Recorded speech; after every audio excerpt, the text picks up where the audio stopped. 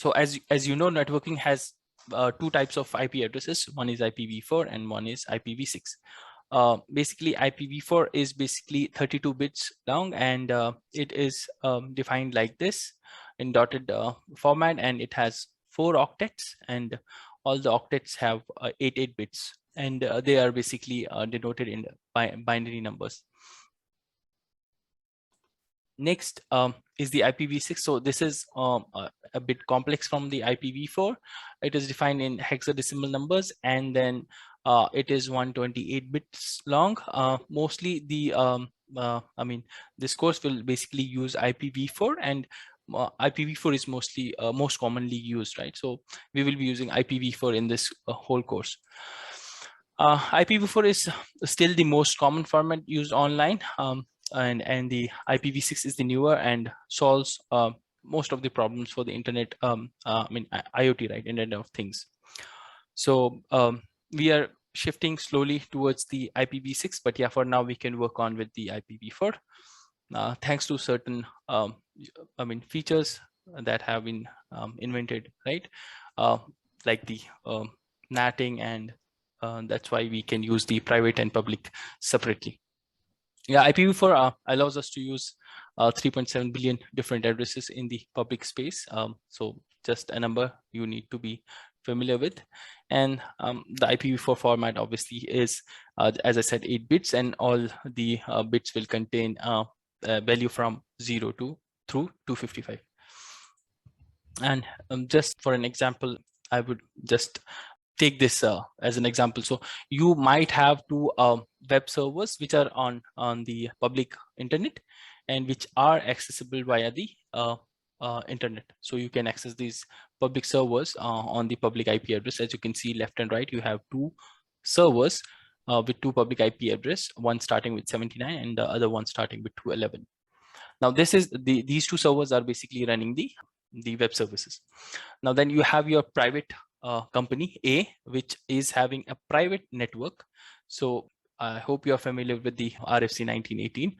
So you have the 10.0.0/8, then you have 172.16 through 172.31, and then you have the 192.168.0 subnet as the private range. So you can use these subnet inside your company, and all the devices inside your private network of the company will be able to talk to each other using this IPv4 private subnet network range, right?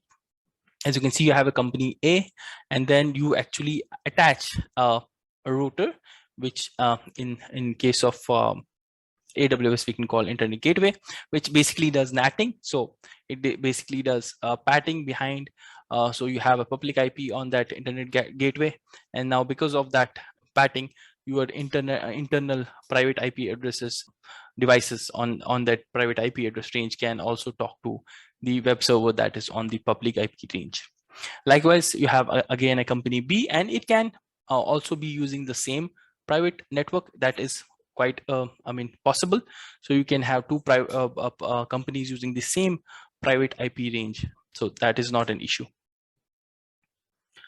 Then again, you can use the internet gateway on the other company as well, and those users in that company will also be able to access the web server, because as you see, both the internet gateways have different public IPs. So in this case, the NATing, which is basically patting, is working behind the scenes. Now, some fundamental differences that I want to share is public IP is basically means the machine can be identified on the internet. So and this basically should be unique across the whole web.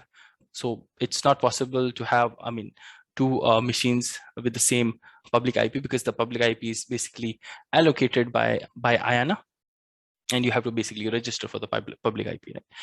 Yeah, but you can locate this geographically. So you can there are multiple websites or portal where you can just type in the IP address and you will get the geolocation of the IP address. Basically, IANA assigns it based on global location, right? So you might have a range, say 20 range is allocated to Europe, and 80 range is allocated to Asia Pacific. Like that, you can just find out the geolocation. Now, private IP means the machine can only be identified on a private network. So as you saw in the previous diagram, that I had a private company A, and if I'm using a private IP in that company, so I can identify machine internally on that private network only. And the IP address must be unique across the private network, right? Across my private network. So it can, as I said, I mean, the different private networks can have same private range, right? Same range. Then machines connect to, as I said, private IP range connect to the World Wide Web using NAT process, right, which is done by the Internet Gateway in case of, AWS, and you have multiple options we will see in the future. Only a specified range of IPs can be used as private IP. As I said, there is particular range. So we have 4 classes of IP address: class A, class B, class C, and class D. And we have basically 3 ranges from class A, B, and C, which can be used as the private IP range. Now, next, I want to talk about something called the elastic IP. Basically, this is nothing but a static IP that you actually get it from the, the AWS itself. I mean, you can have up to 5 elastic IPs per account, which you can register. It's just a click away. So you just need to click in the elastic IP section, and you can get multiple elastic IPs, total number of 5, but you can increase it after, requesting the AWS. Okay, when you stop and then start an EC2 instance, it can change the public IP, as you've seen in the previous lab, right? So if you need to have a fixed public IP for your instance, you need an elastic IP. So yeah, so here is where the elastic IPs come in picture.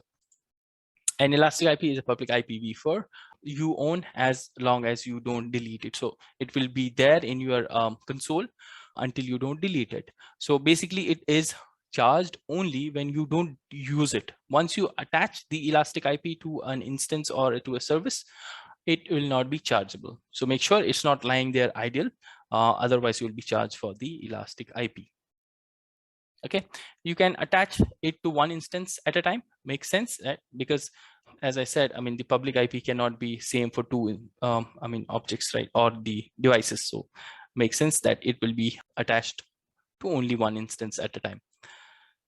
Now, with elastic IP address, you can mask the failure of an instance or software by rapidly remapping the address to another instance in your account. For example, one of your instance is going down, but you have mapped your application to that particular IP address. You can just quickly move that elastic IP from that failed EC2 instance to the new EC2 instance, so that you don't have to make any changes on your application side, right? And as I said, right, you can only have 5 elastic IPs in your account, but you can obviously ask AWS to increase that. But overall, try avoiding using elastic IPs, because we have more services which are better than this elastic IP. But yeah, they often reflect poor architecture designs. That's why avoid using them, and instead using a random public IP, and better to register as a DNS name to it. That's a good long-term solution. Or as we will see later, use a load balancer and not use a public IP. Yeah, so we'll be covering this load balancer section tomorrow, and you will see how this can leverage the servers behind a load balancer. You can have multiple servers, and you can just use the load balancers DNS name and all. Yeah, that is for tomorrow. Because of the VPC being default, so you can see the public IP there. But if you create a new VPC, you will see in the VPC section that you will not get a public IP by default, but the private IP is there.